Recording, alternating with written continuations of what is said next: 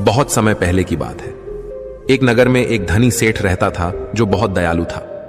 इतना बड़ा व्यापार और बहुत सारा धन होने के बावजूद वह एक भोला और दान करने वाला इंसान था। वह हर किसी की मदद करता था। उसके मन में लोगों के प्रति प्यार और दया की भावना ये थी, वह किसी का भी दुख नहीं देख पाता था। उसके इतने दयालु और भोलेपन की वजह से उसके आसपास के लोग उसकी इसी बात को उसकी कमजोरी समझकर उसका फायदा उठाते थे। कुछ लोग उस सेठ के सामने झूठ मूठ का रोना रोकर उससे पैसे उधार ले जाते थे। सेठ अमीर तो था ही और ऊपर से दयालु भी। जब वह सेठ उन लोगों की दुखी हालत देखता और उनकी परेशानियां सुनता तो उसका मन भर आता, और जब वह लोग उससे कहते हैं कि मुझे थोड़ा धन उधार चाहिए या तुम मेरी मदद करोगे, मैं तुम्हारा यह एहसान कभी नहीं भूलूंगा, तो वह मना नहीं कर पाता। वह सोचकर धन दे देता कि अभी इसका बुरा वक्त चल रहा है, इसको मेरी मदद की जरूरत है, बाद में यह पैसे लौटा देगा। धीरे धीरे वक्त गुजरता गया। लोग उस सेठ के आगे बिना बात का रोना रोते और उसका धन ले जाते और कभी वापस नहीं करते। सेठ भी कभी धन वापस नहीं मांगता था। उसको लगता था कि जब इसका बुरा वक्त गुजर जाएगा तो धन वापस कर देगा। लेकिन कहते हैं ना कि हर सुबह के बाद रात होती है, हर सुख के बाद दुख आता है और दुख के बाद सुख आता है। ठीक उसी तरह उस सेठ के साथ भी हुआ। कुछ सालों बाद उसे पास धन कम होने की वजह से उसके व्यापार में माल भरने के पैसे कम होने लगे, और इसके वजह से उसके दुकान पर अब ग्राहक भी कम होने लगे, क्योंकि जो सामान उन ग्राहकों को चाहिए था वह सामान उस व्यापारी के पास खत्म होने लगा था, और उस सामान को लाने के लिए अब उसके पास इतना धन भी नहीं था। धीरे धीरे सेठ का धन समाप्त हो गया। एक समय था जब वह सेठ अपने नगर के अमीर लोगों में आता था, पर आज उसके पास पैसे नहीं थे। ऊपर से ढेर सारा कर्ज उसे बाजार से लेना पड़ा। उसे समझ नहीं आ रहा था कि वह क्या करे। उसने महात्मा बुद्ध के बड़े चर्चे सुन रखे थे। उसे यह पता था कि उसके बहुत मित्रों ने उनके पास जाकर अपने जीवन के लिए सही मार्गदर्शन लिए है, और वह जो ज्ञान देते हैं वह काफी जिंदगियां सुधार चुका है। उसने निश्चय किया कि अब तथागत गौतम बुद्ध ही उनकी समस्या का हल बताएंगे। यही सोचकर वह अगले दिन गौतम बुद्ध से मिलने निकल पड़ता है। वहां जाकर बुद्ध को प्रणाम करते हैं। फिर सेठ गौतम बुद्ध से कहता है, मुझे मेरी समस्या का निवारण चाहिए। बुद्ध कहते हैं, पूछो, क्या पूछना है। फिर वह उन्हें सारी बातें बताता है कि कैसे वह लोगों की मदद करके अमीर से गरीब हो गया, कैसे उसने बस लोगों की बुरी हालत देखकर अपने व्यापार के पैसे उन्हें मदद करने के लिए दे दिए, और आज वह खुद जरूरतमंद हो गया है। गौतम बुद्ध उसकी सारी बातें ध्यान से सुनते हैं और कहते हैं कि तुम बहुत ही ज्यादा सीधे और दयालु हो। जरूरत से ज्यादा सीधा होना भी हमारे लिए मुसीबत पैदा कर सकता है। आगे बुद्ध कहते हैं, तुम लोगों की मदद इसलिए करते थे ताकि वो मुसीबत से बाहर निकल सके, लेकिन लोगों ने इसका फायदा उठाया और तुम्हें ठगने का काम करते रहे बाए। उस सेठ ने कहा, आप बिल्कुल सही कह रहे हैं बुद्ध। मेरे दुखों का कारण मेरा ज्यादा सीधा होना, सरल होना और दयावान होना ही लग रहा है, लेकिन मैं अब क्या करूं? वह आदमी कहता है, बुद्ध मुझे थोड़ा थोड़ा समझ आ रहा है, लेकिन अभी भी मैं पूरी तरह नहीं समझा। इस पर बुद्ध कहते हैं, चलो मैं तुम्हें एक कहानी सुनाता हूं, उसके बाद तुम्हें समझ आ जाएगा कि तुम्हें क्या करना है और क्या नहीं करना है। बहुत समय पहले की बात है। एक जंगल में एक भेड़ रहती थी। उस भेड़ ने एक को जन्म दिया। वह मेमना बहुत ही सुंदर था। उसके शरीर पर बहुत ही चमकदार घने बाल थे। वह बहुत ही सुंदर लगता था। भेड़ भी अपने से बहुत प्रेम करती थी और उसका बहुत अच्छे से देखभाल भी करती थी। भेड़ अपने बेटे को अच्छी अच्छी बातें सिखाती, उसे अच्छे संस्कार देती।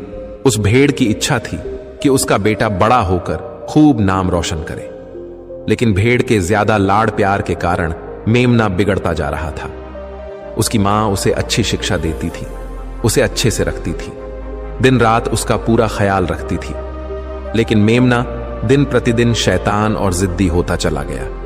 वह अपनी मां की किसी भी बात को ध्यान से नहीं सुनता और ना ही किसी बात पर ध्यान देता। उसे हर पल ऐसा ही लगता कि मेरी मां मेरा इतना ख्याल रखती हैं, और इसी कारण वह खुद की जिम्मेदारी नहीं लेता था, ये सोचकर कि उसकी मां उसे किसी भी संकट से निकाल लेगी। वह धीरे धीरे गैर जिम्मेदार होता जा रहा था। और अब उस भेड़ का लाड़ और प्यार उसी के मेमने के अच्छे और जिम्मेदार बनने में रुकावट बन गई थी। फिर एक दिन वह मेमना घूमता घूमता पास के जंगल में जा पहुंचा। वह मेमना पहली बार जंगल में गया था, उससे पहले बार जंगल में जान का मौका मिला था। वह जंगल की सुंदरता को देखकर चकित रह गया। उसने कभी इतनी सुंदर चीज नहीं देखी थी। इतनी सुंदर पौधे, रंग बिरंगे फूलों को देखकर बहुत ही प्रशंसा हुई। उसे ये सब देखकर बहुत अच्छा लगा। फिर उसने झांकियों के कुछ पत्तियां खाई। जैसे ही उसने पेट भरने के लिए पेड़ों की पत्तियां खाई, उसको वह पत्तियां बहुत ही स्वादिष्ट लगी था और पौधों को खूब से नुकसान पहुंचा रहा था। लेकिन जब उस मेमने की मां को यानी उस भेड़ को इस बारे में पता चला कि मेमना हर रोज जंगल जाता है, तो वह घबरा गई और मेमने को अपने पास बुलाकर समझाने लगी कि तुम जंगल में मत जाओ, वहां पर बहुत सारे को जानवर है, तुम्हारे ऊपर हमला कर देंगे, तुम्हें खा जाएंगे।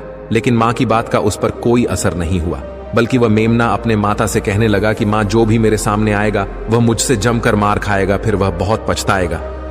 इसके बाद मेमना फिर से जंगल की तरफ भाग गया। उसे अपनी माता की कही बातें झूठी लगने लगी। हर रोज की तरह उस दिन भी वह उछल कूद करने लगा और पेड़ पौधों की पत्तियां तोड़ने लगा। कभी फूलों को तोड़ता, कभी पेड़ों को खूब नुकसान पहुंचाता। लेकिन उस दिन उस जंगल में एक शेर पहुंचा। वह शेर बहुत ही ताकतवर था, लेकिन ताकतवर होने के साथ वह दयालु भी था। उस शेर का मानना था कि कमजोर प्राणियों को नुकसान पहुंचाना ठीक नहीं है। शक्तिशाली होने का मतलब यह नहीं है कि मैं किसी कमजोर प्राणी पर शक्ति का प्रयोग करूं। वह शेर उस जंगल में घूमने लगा। घूमते घूमते है वहां पर पहुंचा जहां पर वह ना समझ मेमना शैतानी कर रहा था। शेर ने उस मेमने को देखकर आश्चर्य में पड़ गया। शेर ने सोचा कि इस मेमने को किसी खूंखार जानवर का डर क्यों नहीं है। ये कैसे पेड़ पौधों की पत्तियां बिना काम के ही नोच रहा है। ये इनको खत्म कर रहा है और उन पत्तियों को खाकम बल्कि बिगाड़ ज्यादा रहा है। उसे शेर का कोई ख्याल नहीं था। मजे से पेड़ पौधे की पत्तियां नोच रहा था, उन्हें खा रहा था, सब कुछ बेकार कर रहा था। जब शेर ने देखा कि मेमना उसे देखने के बाद भी वहां से नहीं जा रहा, तो खुद वह मेमने के पास जाता है और वहां जाकर बोला, सुनो बच्चे, इस जंगल में फूल पत्तियों को नुकसान पहुंचा रहे हो। उन्हें जितना जरूरी है तुम्हारे भोजन के लिए बस उतने ही तोड़ो। तुम बहुत फूल पत्तियां यूं ही नष्ट कर रहे हो। अगर तुम इन पेड़ पौधों को, इन फूल पत्तियां को नुकसान पहुंचाओगे तो तुम अच्छे बच्चे कैसे बनोगे। अच्छे बच्चे कभी भी इस तरह जंगल में आकर पेड़ पौधों को नुकसान नहीं पहुंचाने लगते हैं। तुम्हारी मां ने तुम्हें अच्छा बच्चा नहीं बनाया। शेर की बातें सुनकर वो घमंड से बोलता है, तुम्हें अच्छे बच्चे बने रहना है, तुम बने रहो, मैं तो जैसा हूं वैसा ही ठीक हूं, मैं वैसे ही रहूंगा जैसे मुझे रहना है। शेर हैरान हो जाता है, लेकिन फिर शेर उसे मेमने को बच्चा समझकर माफ कर देता है, क्योंकि शेर नहीं चाहता था उसे बच्चे पर हमला करना पड़े। तुम खतरनाक तो कहीं से नजर नहीं आते, चले जाओ यहां से, बड़े आए खतरनाक। तुम मेरा दिमाग ज्यादा खराब मत करो, चले जाओ यहां से, अपना रास्ता नाप लो और मुझे इन फूल पत्तियों को खाने दो। ये कहकर वह घमंडी मेमना पत्तियां खाता हुआ आगे चला गया और शेर उसे बस हैरानी से देखता रह गया। तभी वहां पास में ही झांकियों के पीछे एक लोमड़ी छुपी हुई थी। वह लोमड़ी शेर और मेमने की सारी बातें सुन रही थी। उस लोमड़ी को शेर राजा की इस तरह बेइज्जती बर्दाश्त नहीं हुई, तो वहां से झाड़ियों से निकलकर शेर के पास आ पहुंची और शेर के पास आकर बोली, क्षमा कीजिएगा महाराज, आप तो इस जंगल के महाराज हैं, इतने बलशाली हैं, आप चाहें तो इसमें को 2 मिनट में मजा चखा सकते हैं और उसे आपका अपमान करने से रोक सकते थे, फिर आपने कुछ भी क्यों नहीं किया। इस पर शेर ने कहा, मैंने उस बच्चे का भला सोचा, मुझे ऐसे ही किसी बच्चे को अपनी ताकत का शिकार नहीं बनाना था। यह सब सुनकर लोमड़ी बोली, महाराज, लेकिन आपके इतने सीधेपन और दयावान होने के कारण ही उस मेमने की हिम्मत बढ़ ही गई है। वह आपके सीधेपन का गलत फायदा उठा रहा है और जंगल में इधर उधर घूम रहा है और पेड़ पौधों को नुकसान पहुंचा रहा है। मुझे पता है कि कमजोर प्राणी पर हमला नहीं करना चाहिए, यह बहुत बुरी बात है और यह भी दया करना एक अच्छा गुण है, लेकिन शासन में कभी कभी भय दिखाना भी जरूरी है। आपकी यह बात सही है कि प्रजा के साथ दयालुता का व्यवहार करना चाहिए, लेकिन इसके साथ साथ यह भी जरूरी है कि उनके मन में राजा के प्रति डर भी हो, ताकि वह इस तरह के अपराध ना करे, कोई मर्यादा ना तोड़े। लोमड़ी की बात सुनकर जंगल का राजा शेर लोमड़ी से कहता है, क्या ऐसा हो सकता है कि मेमने को भय दिखाकर हम उसे काबू में कर सके, जिससे कि उसमें सुधार आए और उस मेमने को किसी तरह का नुकसान भी न पहुंचे, जिससे कि वह जंगल के पेड़ पौधों को कोई नुकसान न पहुंचाए। फिर शेर कहता है, लोमड़ी क्या तुम ऐसा कर सकती हो? शेर के बात सुनकर लोमड़ी कहती है, जी हां महाराज, बिल्कुल मैं ऐसा कर सकती हूं कि वह डर भी जाए, सुधर भी जाए और उसे कोई नुकसान भी ना हो। उसे इतना डरा दूंगी कि वह जंगल में कभी दोबारा घुसने की हिम्मत नहीं करेगा। मैं उसे इस तरह डराऊंगी कि उसके मन में भय बैठ जाएगा। फिर वह जंगल के पेड़ पौधों को भी नुकसान नहीं पहुंचाएगा और साथ ही साथ मैं उसको कोई भी नुकसान नहीं पहुंचने दूंगी। फिर लोमड़ी कहती है कि उसकी मां तो उसे कभी सुधार नहीं पाई, लेकिन मैं उसे जरूर सुधार दूंगी। लोमड़ी की बातें सुनकर शेर ने बोला, अच्छा ठीक है, तुम कोशिश करके देखो। अगर तुम्हें इसमें सफलता मिल जाती है तो मैं तुम्हें जंगल के सभी जानवरों के सामने इनाम दूंगा। शेर की बातें सुनकर लोमड़ी बहुत खुश हुई। वह तुरंत मेमने के पास गई और उस पर गरज पड़ी। इससे पहले कि वह मेमना वहां से भाग पाता, उससे पहले ही लोमड़ी ने मेमने को जमीन पर पटक दिया और उसे अपने मजबूत पंजों से दबोच लिया। मेमने को दबोचने के बाद लोमड़ी मेमने से बोली कि बोल, तुझे मार दिया जाए या छोड़ दिया जाए? तुमने इस जंगल के पेड़ पौधे, यहाँ के फूल और कमजोर प्राणियों के साथ भी तो यही किया है। मेरे ख्याल में मार ही देना चाहिए। लोमड़ी की बातें सुनकर मेमना डर के मारे थर थर कांपने लगा। फिर वह लोमड़ी से बोलने लगा, मुझे माफ कर दो, मुझे छोड़ दो, मुझे यहां से जाने दो। मैं कभी भी जंगल की तरफ नहीं आऊंगा, ना ही कभी पेड़ पौधों को कोई नुकसान पहुंचा दूंगा, और अब मैं कभी कोई गलती नहीं करूंगा।